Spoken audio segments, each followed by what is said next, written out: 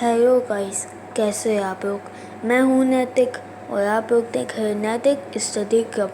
और आज हम लोग करेंगे क्लास 9 की ज्योग्राफी का दूसरा चैप्टर, जो कि है फिजिकल फीचर्स ऑफ इंडिया। और आज हम लोग करेंगे उसका लेक्चर 2। हम लोगों ने पिछले वीडियो में लेक्चर 1 किया था, जिसमें हम लोगों ने इसका थोड़ा इंट्रोडक्शन किया था कि 6 टाइप्स के फिजिकल फीचर्स होते हैं, जैसे mountains, plateau, plains, desert, coastal plains, islands. ये 6 फिजिकल फीचर्स होते हैं। और आज हम कहेंगे इसका लेक्चर 2। अगर हमने हमारी लेक्चर 1 की वीडियो नहीं देखी है तो मैं उसका लिंक आपको डिस्क्रिप्शन बॉक्स में दे दूँगा। फिर चलिएगा इस इसी के साथ लेक्चर 2 स्टार्ट करते हैं। The range lying to the south of the Himalaya forms the most rugged mountain system and is known as Himachal और जैसे हिमालय, जो कि जैसे यहाँ पे डायग्राम में दिया हुआ है, जो कि जैसे सबसे पहले ये मैं आपको बना के दिखाता हूँ। सबसे पहले आती है हिमालय, फिर आती है नीचे करते इसको हम लोग कहते हैं हिमाचल, और फिर हम लोग इसको कहते हैं शिवालिक्स। ये 3 होती है। द रेंजेस और जो हिमाचल होता है,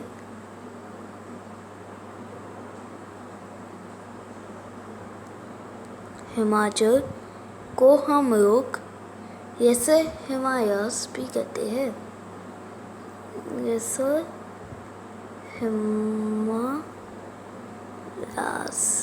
जैसे हिमालयस भी कहते हैं। The ranges are mainly composed of high compressed and earthed rock। जो रेंजेस होती है वो मतलब compressed rock से बनी होती है। The altitude varies between 3,700 and 4,500 meters and the average width is of 50 kilometer। जो altitude होता है, altitude वो हो जाए 3,700 से 4,500 के बीच में होता है एल्टीट्यूड। और जो विड्थ होती है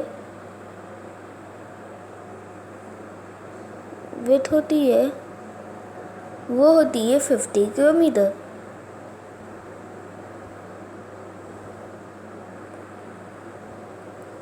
While the Pepanja range forms the longest and the most important range, the Thora Thar and the Mahabharat ranges are also prominent ones। और इसके कुछ एग्जाम्पल हम लोग देखे थे, जैसे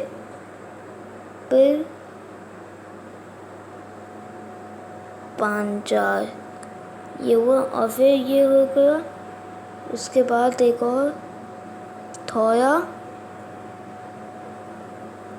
थार, और ये हम लोगों ने 2 एग्जाम्पल देखे। और मैं तीसरा एग्जाम्पल लिखते हूँ Mahabharat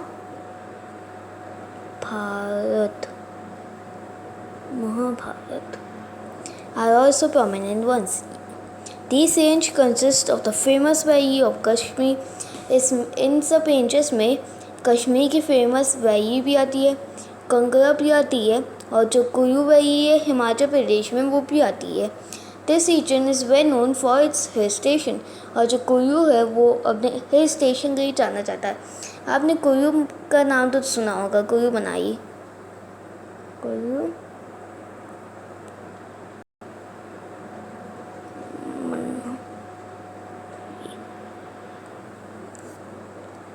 The outermost range of the Himalayas is called the Shivalik. जो outermost range होती है हिमालयास की, उसको हम लोग शिवालिक कहते हैं। Shivaliks. They extend over a width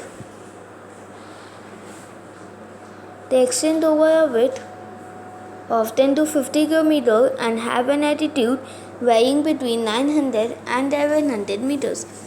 तो उसकी एवरेज विड्थ होती है वो होती है 10 to 50 किलोमीटर के बीच, और जो उसका एल्टीट्यूड होता है वो होता है 900 से 1100 के बीच। एक सेकेंड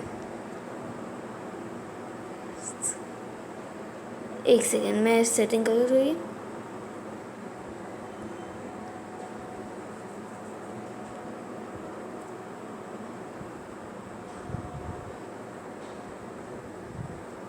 हाँ व्यू करो। These ranges are composed of unconsolidated sediments brought down by the river from the main Himalayan ranges located farther north.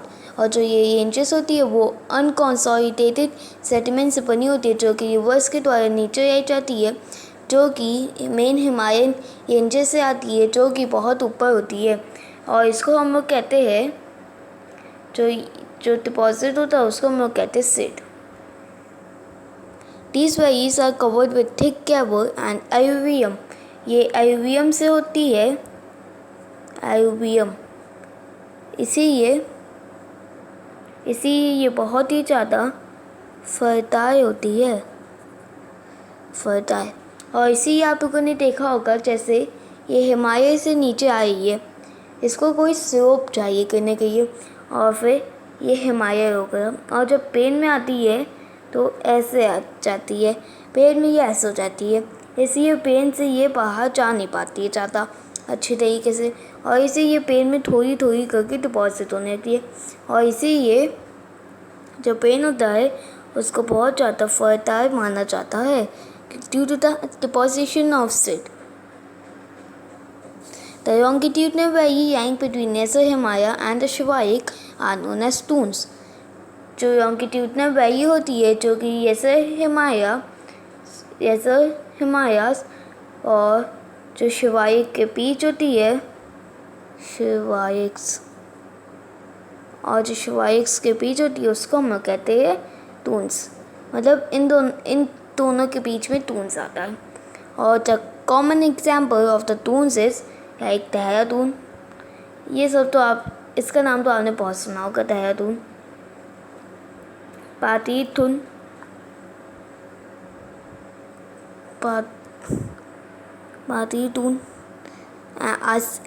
some of the well-known tunes, और ये कुछ well-known tunes हैं।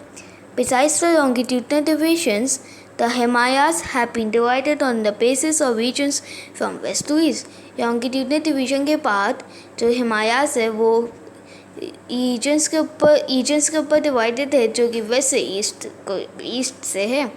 These divisions have been demarcated by river valleys, और जो ये divisions है वो river valleys के द्वारा किए गए हैं। For example, the part of Himalayas lying between Indus and Satluj has been traditionally known as Punjab Himalaya, but it is also known regionally as Kashmir and Himalaya from west to east respectively. जैसे कोई mountain है यहाँ पे, ये Indus और सतलज के बीच है, सतलज देख। और उसको हम लोग पहले कहते थे पंजाब हिमालयास, मैं यहाँ पे शॉर्ट में कहते हो। और अब जो रीजन नहीं है, मतलब रीजन के बीच में, अब हम लोग उसको कश्मीर हिमालयास भी कहने लगे हैं, और कई लोग तो उसको हिमाचल हिमालयास भी कहते हैं। The part of the Himalayas lying between Satluj and Kali River is known as Kumaon Himalayas. जो हिमालयास के पार होते हैं, जो सतलज और काली के बीच होते हैं, उसको हम लोग कहते हैं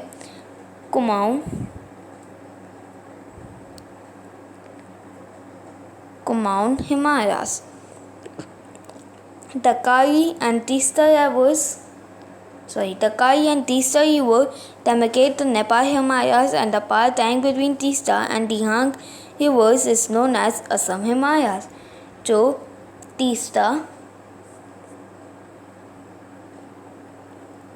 तीस्ता और दिहांग के बीच में है, जो तीस्ता और दिहांग के बीच में, हम लोग उसको कहते हैं Assam Himalayas. There are regional names also in this broad category. इसमें कुछ regional names भी है. Find out some regional names of the Himalayas. और आप लोग कुछ ऐसे regional name find करिए हिमालयास के. The Brahmaputra marks the easternmost boundary of the Himalayas. तो ब्रह्मपुत्र रिवर होती है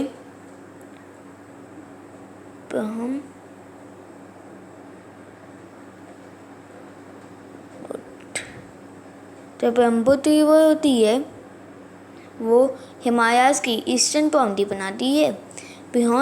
Beyond the Thang Gorge, the Himalayas bend sharply to the south and spread along the eastern boundary of India. They are known as the Purvachal or the Eastern Hills and Mountains. जैसे आप लोगों ने देखा होगा ये आया mountain और ये अचानक से इंडिया में ऐसे इंटर कर जाता है और ये पे ऑफ बंगाल में हो जाता है. तो ये यहाँ पे शार्प टर्न रहता है, शार्प बेंड होता है साउथ की तरफ, और जो इंडिया की ईस्टर्न पार्ट में भी स्प्रेड होता है उसको हम कहते हैं पूर्वांचल.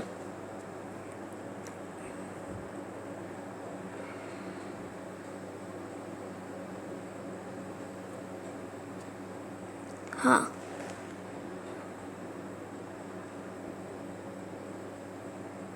एक सेकेंड. हाँ, और इसको हम कहते हैं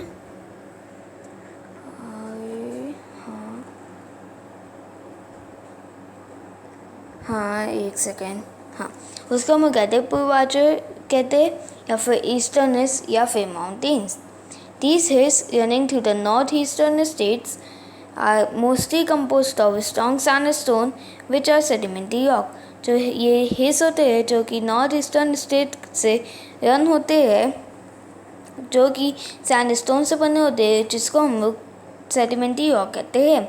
Covered with dense forest, they mostly run as parallel ranges and vary. ये जो dense forest कवर होते हैं इसमें ये अधिकतर parallel ranges या valleys से रन करते हैं. The Purvachal comprises the Patkai Hills.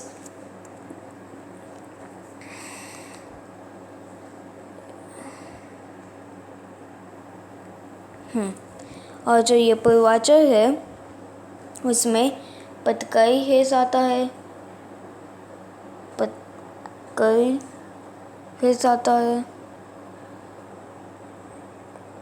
और नागा हिल्स आता है, नागा हिल्स भी आता है और मणिपुर हिल्स भी आता है, मणिपुर हिल्स भी आता है और मिज़ो हिल्स भी आता है, मिज़ो हिल्स भी आता है. आई होप आपको क्लियर है. The northern plain. और अब हम लोग पढ़ेंगे नॉर्थन पेन के बारे में.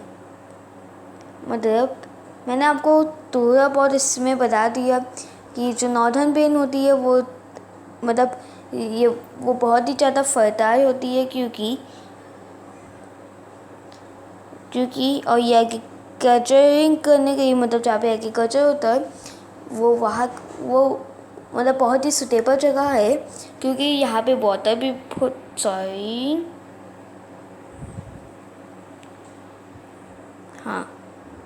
क्योंकि यहाँ पे वाटर भी मिलता है.